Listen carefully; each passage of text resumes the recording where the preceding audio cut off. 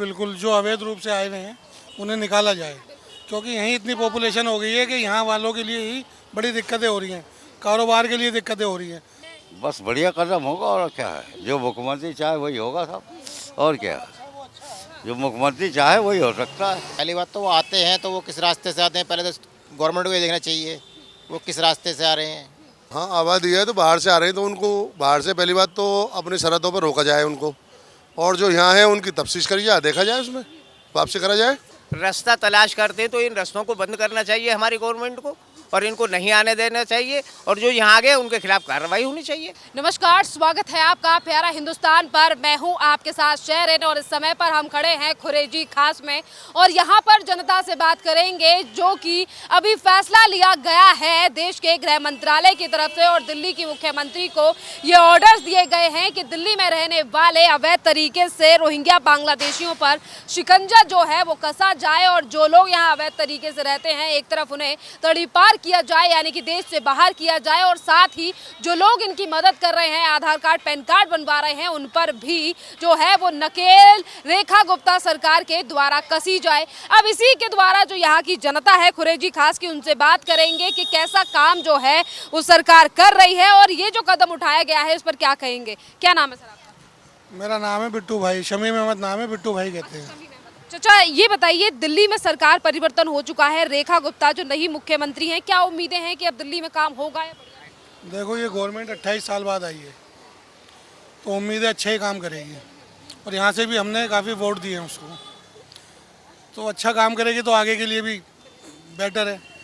बाकी उम्मीद ये है कि अच्छा ही काम करेगी। चाचा इसके साथ मेरा सवाल ये भी है कि गृह मंत्रालय की तरफ से कल मुख्यमंत्री के लिए ये निर्देश दिए गए कि जो लोग हमारे देश में जो बांग्लादेश और पाकिस्तान से या अन्य देशों से अवैध तरीके से आए, जिन्हें हम रोहिंग्या बांग्लादेशी भी बोलते हैं, वो लोग जो आए हुए हैं उन पर शिकंजा कसा जाए और इन्हें देश के बाहर भेजा जाए। बिल्कुल बिल्कुल, जो अवैध रूप से आए हुए हैं उन्हें निकाला जाए, क्योंकि यहीं इतनी पॉपुलेशन हो गई है कि यहाँ वालों के लिए ही बड़ी दिक्कतें हो रही हैं, कारोबार के लिए दिक्कतें हो रही हैं, तो वो भी आगे यहाँ घुसपैठ करके जो आए हुए हैं वो भी कारोबार यहाँ के लोगों से तो छीन रहे हैं, तो वो अच्छा है। जो अगर गवर्नमेंट ये कदम उठाएगी तो बढ़िया है। इसी के साथ उन्होंने कहा है कि जो लोग ऐसे लोगों की मदद करते हैं, उनके आधार कार्ड पैन कार्ड बनवाते हैं, क्योंकि हमने कई बार देखा जब पुलिस इस तरीके से लोगों को पकड़ती है तो ये भी देखा जाता है कि हमारे ही देश के कुछ लोग जो हैं वो उनके आधार कार्ड पैन कार्ड भी बनवाते हैं, तो ऐसे लोगों के ऊपर भी एक्शन। हाँ बिल्कुल होना चाहिए, जो गलत काम कर रहा है उन सबके खिलाफ भी एक्शन होना चाहिए, नहीं तो उनके पैन कार्ड कोई गवर्नमेंट थोड़ी बनवा रही है। ये बताइए, वो तो ये बीच में ब्रोकर हैं, ये हैं, वो बनवा रहे हैं, उनको भी उनके खिलाफ भी कार्रवाई होनी चाहिए। जो गलत है वो गलत है। क्या लग रहा है कि ये परेशानी तो देखो होती है, कारोबार की भी है, वैसे भी है, परेशानी तो है ही, इनको रोकना चाहिए। सर मेरा सवाल आपसे ये भी है कि देखिए, आप शमीम हैं तो जाहिर सी बात है कि आप एक मुस्लिम हैं, और यहीं पर जब बांग्लादेशियों की बात आती है, रोहिंग्याओं की बात आती है, तो कुछ राजनीतिक पार्टियां जो हैं वो ये कहती हैं कि वो मुस्लिम है इसीलिए भी टारगेट किया जाता है। नहीं नहीं, ऐसा कुछ नहीं है। देखो, मुस्लिम और हिंदू की कोई बात नहीं है, जो गलत है वो गलत है, चाहे उसमें हिंदू हो या मुस्लिम हो, कोई भी हो, बाहर से आया हुआ। कोई भी हो। तो अब क्या लग रहा है कि आप कितनी उम्मीद रहेंगी 27 साल बाद बीजेपी गवर्नमेंट आई? 28 साल बाद आई है भाई, उम्मीद तो है। देखो, काम अच्छा करेगी, काम अच्छा करेगी, लोगों के हित में तो अच्छा ही रहेगा। तो क्या लग रहा है कि केजरीवाल के ऐसे कौन से फैक्टर्स रहे थे जिसकी वजह से जनता ने उन्हें 62 से 22 तक ला दिया? भाई देखो, इसमें क्या कह सकते हैं, ये तो देखो जनता के मूड की बात है। आगे क्या है कि काम तो उसने कुछ अच्छे किए, कुछ गलत भी किए, जैसे जगह जगह ये शराब के ठेके खुलवा दिए। ये स्कूल है पास में बच्चों का, उसके मुश्किल से 50 मीटर दूर भी वो बराबर में ठेका, उसके 20 मीटर बाद फिर दूसरा ठेका, तो दिक्कत तो है ही ना। इसी के साथ अब जब गवर्नमेंट बनी है तो गवर्नमेंट ने, यानी कि रेखा गुप्ता की गवर्नमेंट ने यमुना की सफाई से लेकर बुजुर्गों के लिए जो है वो कई योजनाओं को शुरू कर दिया है, तो सर क्या लग रहा है कि बढ़िया काम हो रहा है? नहीं, अच्छी बात है। देखो, बुजुर्ग तो बेचारे परेशान होते ही हैं, बाल बच्चे हैं नहीं है, क्योंकि बुजुर्ग की आधी बीमारियाँ शुरू हो जाती हैं। अगर ये कदम उठा रही है तो बहुत अच्छी बात है। और जैसे कि अभी आपने शराब घोटाले की बात की, यानी कि शराब के ठेकों की बात की, इस पर भी सीएजी रिपोर्ट जो है वो विधानसभा में पेश की गई। कहा गया कि जिन्होंने दिल्ली में काम की जगह पे भ्रष्टाचार किया है उन सबको जेल में। बिल्कुल सही बात है भाई, जो गलत है वो गलत है, इसमें कोई भी हो भेजना चाहिए ज़रूर, बिल्कुल जाना चाहिए। क्या नाम है चाचा आपका? हनीफ नाम है मेरा तो। क्या नाम है हनीफ। चाचा? ये बताइए, आज गृह मंत्रालय की तरफ से दिल्ली की मुख्यमंत्री रेखा गुप्ता हैं, उनको कहा गया है कि बाहर से जो लोग आए हुए हैं रोहिंग्या बांग्लादेशी, उनको देश से निकालकर बाहर फेंका जाए, तो क्या कहेंगे? बढ़िया कदम है। बस बढ़िया कदम होगा और क्या है, जो मुख्यमंत्री चाहे वही होगा साहब, और क्या है, जो मुख्यमंत्री चाहे वही हो सकता है।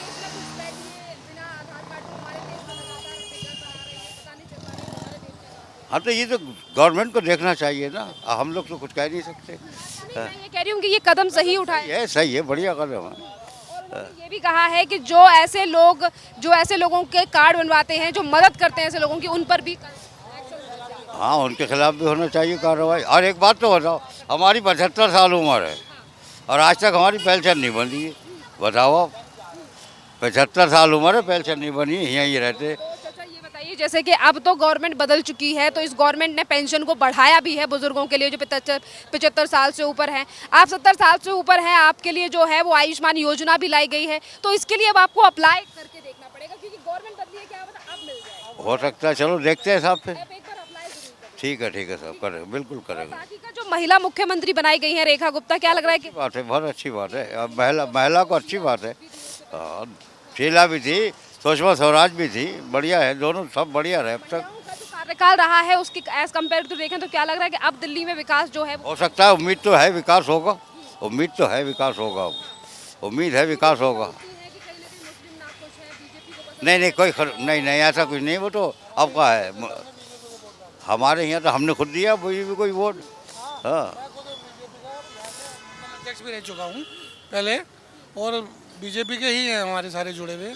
एक फ़हीम भाई हैं, वो अभी भी जुड़े हुए हैं। समझ गए, ऐसी बात नहीं है, बीजेपी से हम पहले से ही जुड़े हुए हैं।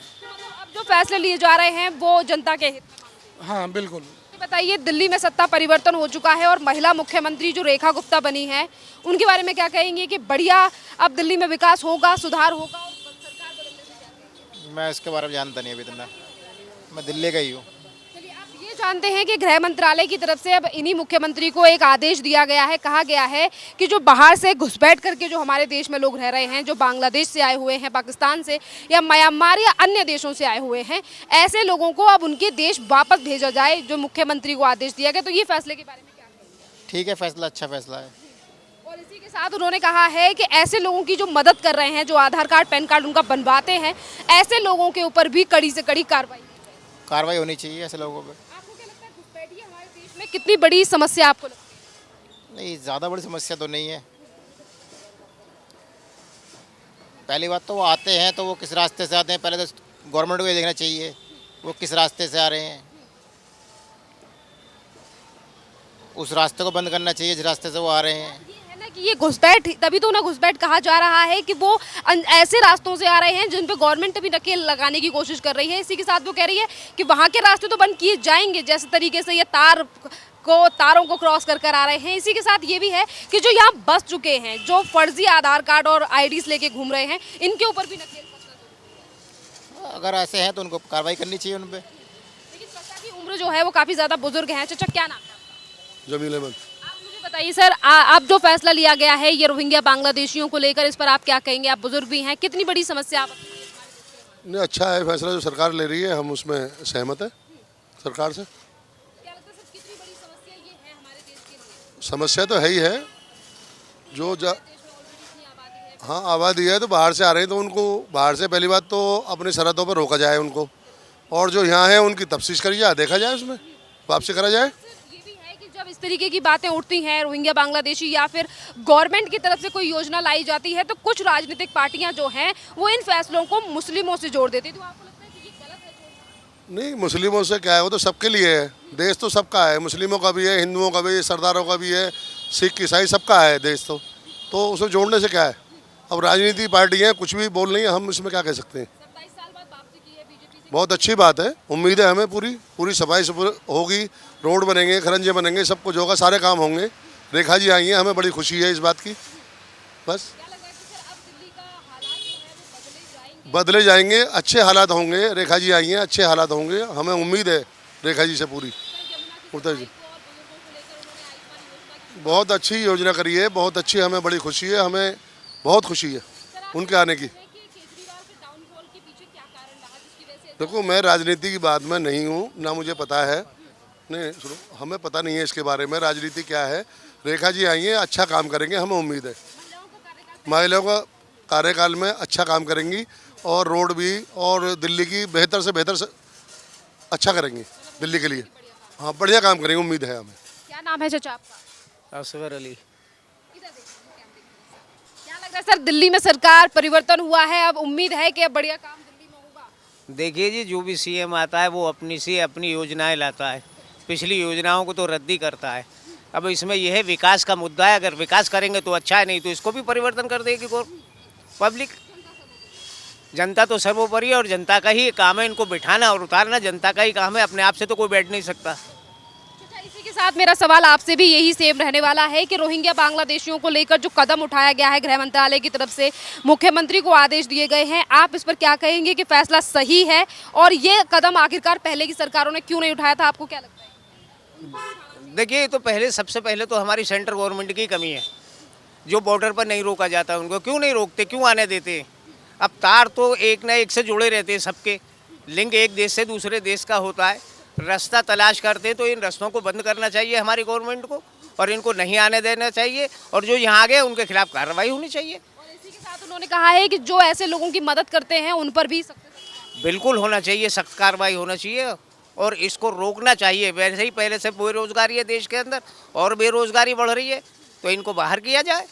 नहीं, कोई किसी ने आज तक तो निकाला नहीं, किसी को 10 साल तो 15 साल होने को जा रहे हैं, नहीं भी 15 साल सत्ता में हो जाएंगे मोदी जी को, तो मोदी जी ने क्या निकाल दिया मुसलमानों को? किसी ने किसी को नहीं निकाला। ये तो कब राजनीतिक पार्टियां अपनी अपनी रोटी तो बनाएंगी ये और अपनी ही खाएंगी, किसी से किसी को कोई मतलब नहीं है, वो अपनी सत्ता के लिए होता है सारा काम।